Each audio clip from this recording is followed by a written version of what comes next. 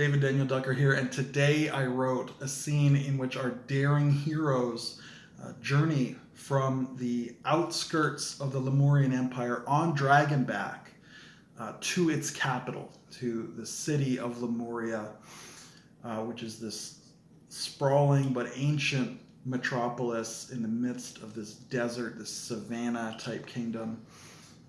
It's based on kind of like an Egyptian setting, and this would be our Cairo equivalent. So we're on the banks of the Nile River, this life-giving river, and our heroes fly in on Dragonback, of course. We see the sky full of other dragons.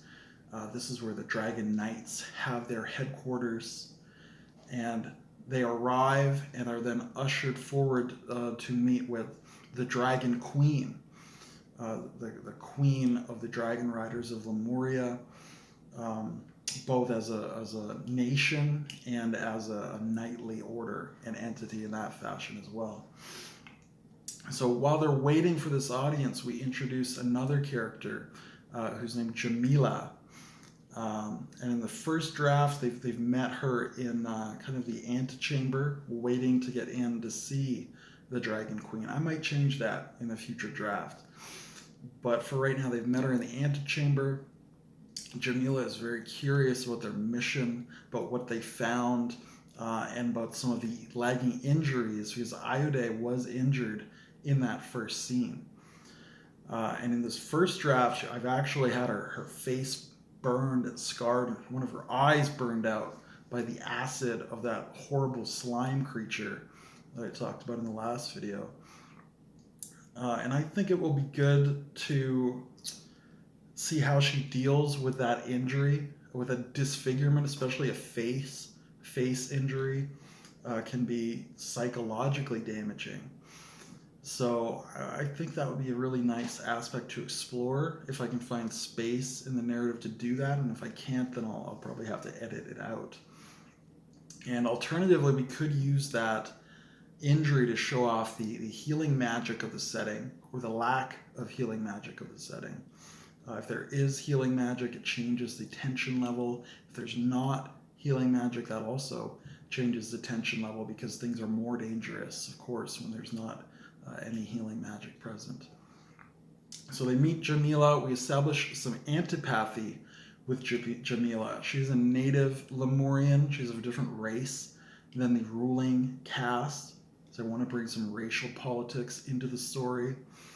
And that creates tension. And Jamila is, in fact, the very first dragon rider of her race. So she's kind of the test case to see if the native Lemurians have what it takes to be dragon riders. And that all is on the back of Jamila. It's a lot of pressure on that character.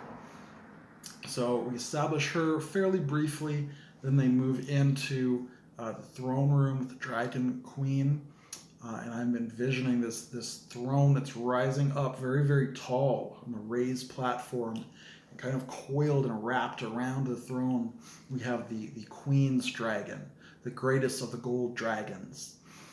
I think that's a great visual that I can try to incorporate. And the Queen hears their report, their story from the frontier, and believes them based on some supporting evidence. And then assigns them to then go and leave Lemuria once again and head to Mu, to this ancient enemy of their forebears. So that is our second chapter. That's what I wrote today.